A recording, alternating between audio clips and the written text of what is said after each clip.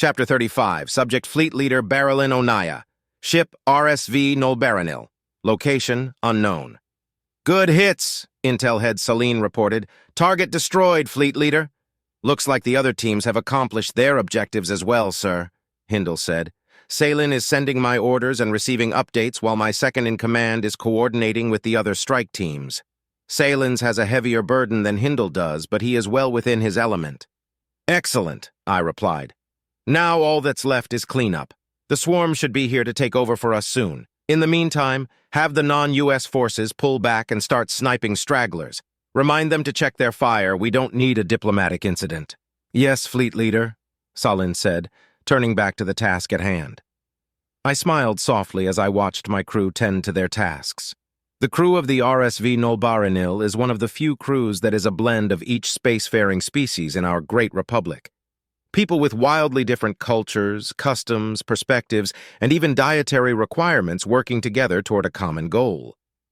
As someone who believes that our differences make us stronger together, I've always found this beautiful. It isn't hard to draw a parallel between my crew and the strike teams. I've argued with other fleet leaders and even politicians over my beliefs, and to see my point wholly and completely proven on such a massive scale is a wonderful experience. However, I can't say that I don't empathize a little with their perspectives. I stole a glance at the dark metallic box that had been installed on my bridge. It contains an artificial intelligence, one powerful enough to put the OU to shame. Once I had been approved for this command, I had been escorted into a dark room along with several other officers. After we had taken our seats and stewed for a bit, a different group of people entered the room. This group of people was comprised of the highest-ranking officers of each of our militaries, including High Commander Uliriona.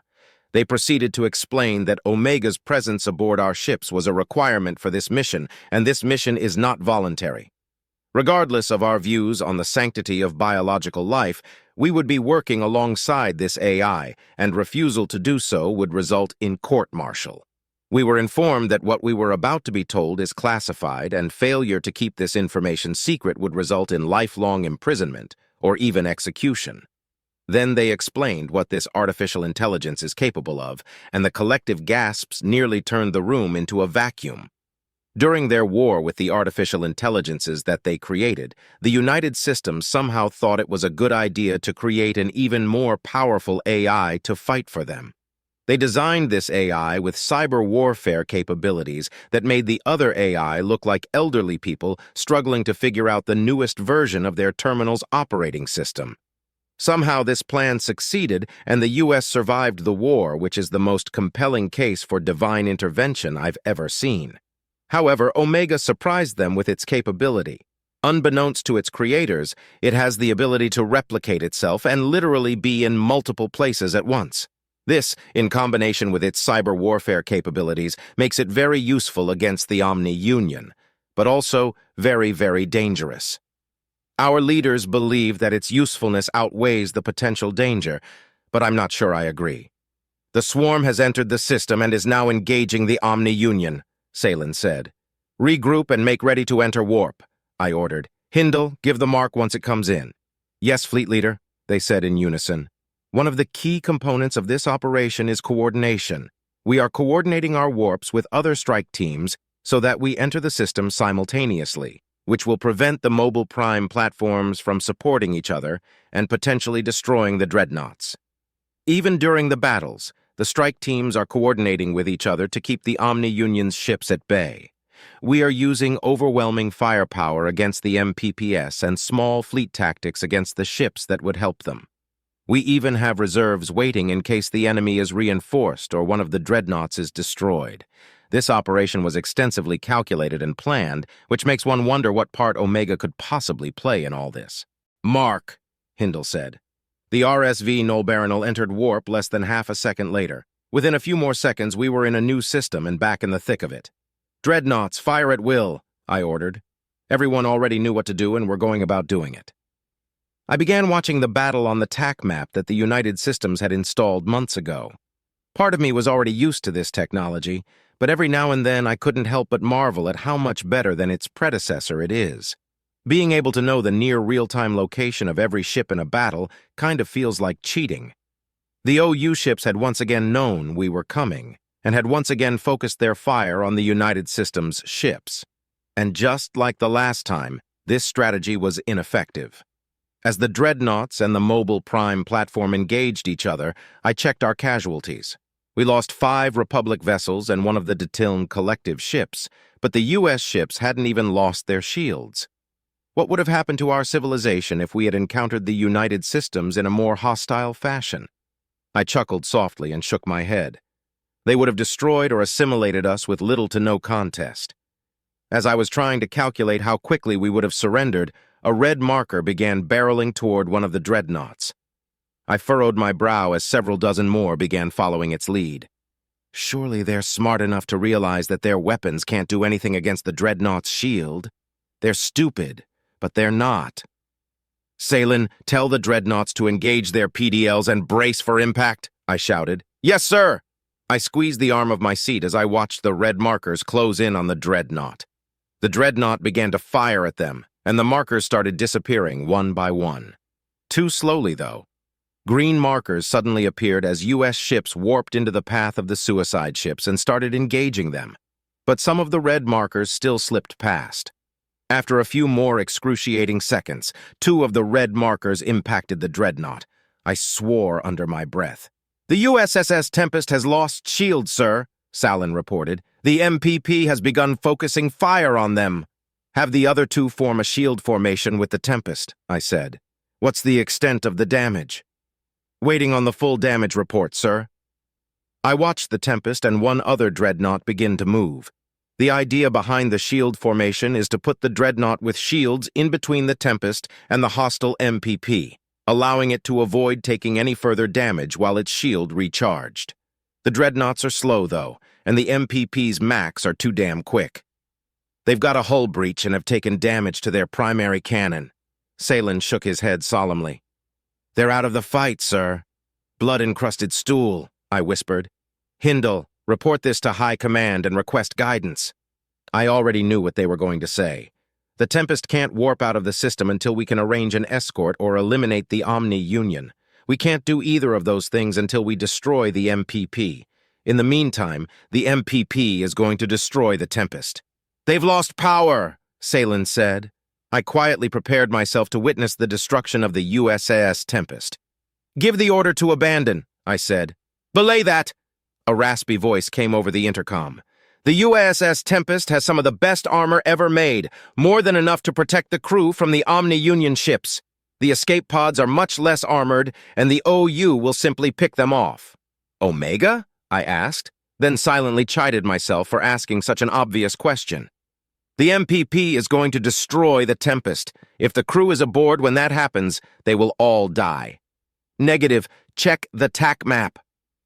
I looked at the map, desperately trying to find a clue as to what the mad machine was talking about. I stared at the icon denoting the MPP for a few seconds before I finally came to the realization that the MPP wasn't firing anymore. What's happening? I asked, dumbfounded.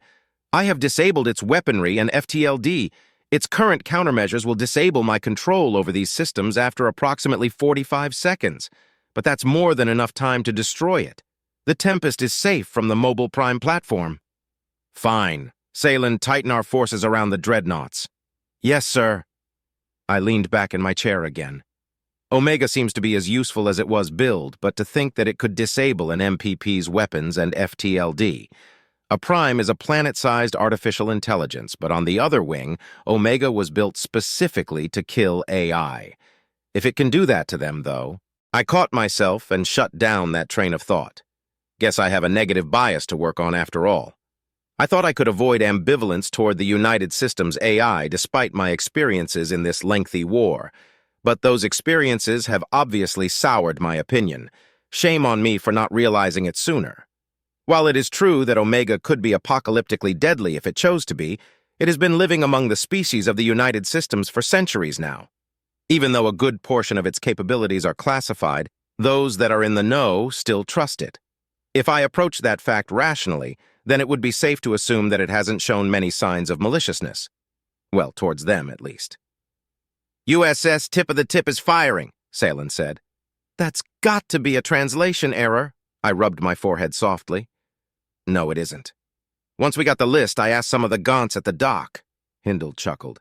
Apparently in the United Systems, the engineering team that builds the ship gets to come up with its name. Good hit, Salen reported. All right, hold here and keep those dreadnoughts safe until the swarm rejoins us, I said, then turned back to my second. So what, the engineers that built the tip of the tip ran out of ideas for a name? Well, the Gaunt could only postulate, of course, but they seemed to think that the engineering crew were human and trying to slip a joke past the censors. Hindle grinned. A rather specific joke regarding a particularly male piece of human anatomy. The way you phrase that makes it sound like they are making a cloaca joke, but I trailed off, trying to figure out the punchline on my own.